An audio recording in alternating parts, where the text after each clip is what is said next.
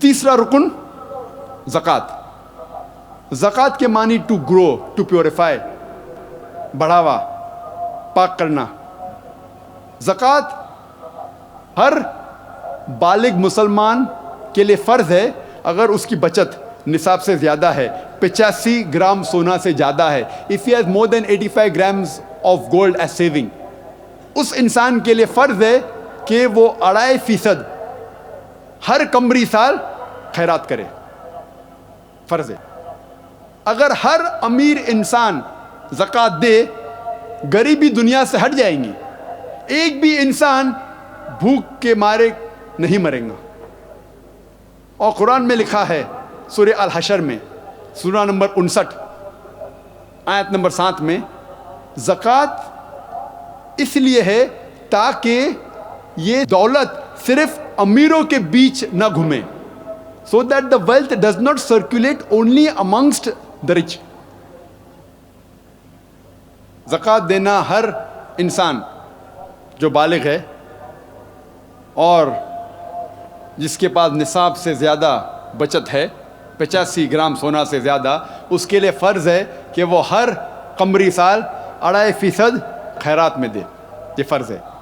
اور اس کا ذکر بائبل میں بھی ہے.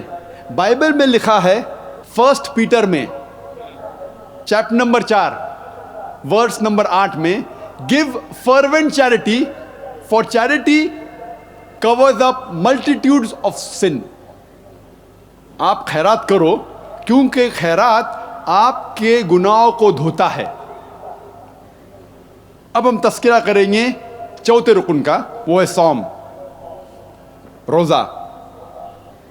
ہر بالغ مسلمان کے لیے فرض ہے جس کی صحت اچھی ہے کہ وہ روزہ رکھے رمضان کے مہینے میں, اور پینے اور کھانے سے پرہیز کرے فجر سے لے کر مغرب تک. وہ پرہیز کرے کھانے اور پینے سے رمضان کے مہینے میں, فرض ہے.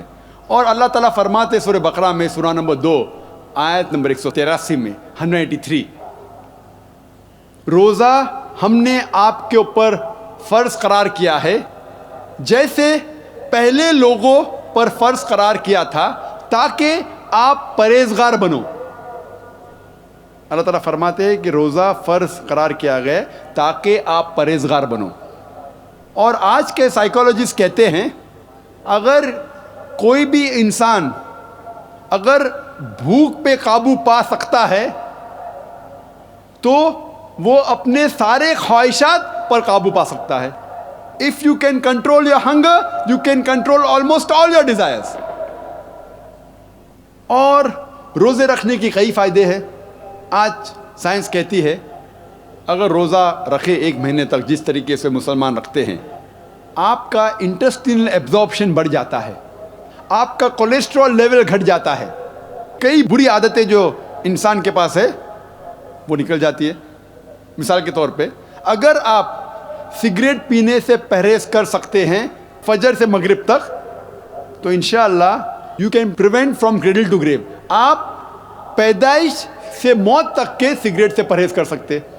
اگر آپ شراب پینے سے پرہیز کر سکتے فجر سے مغرب تک تو انشاءاللہ آپ پیدائش سے موت تک شراب سے پرہیز کر سکتے. یہ ایک موقع ہے غلط عادتوں سے چھٹکارا پانے کا, اور کئی فائدے اس کے میں ایک تقریر کیا ہوں اس کے اوپر. لیکن روزے کے بارے میں ذکر بائبل میں بھی آتا ہے.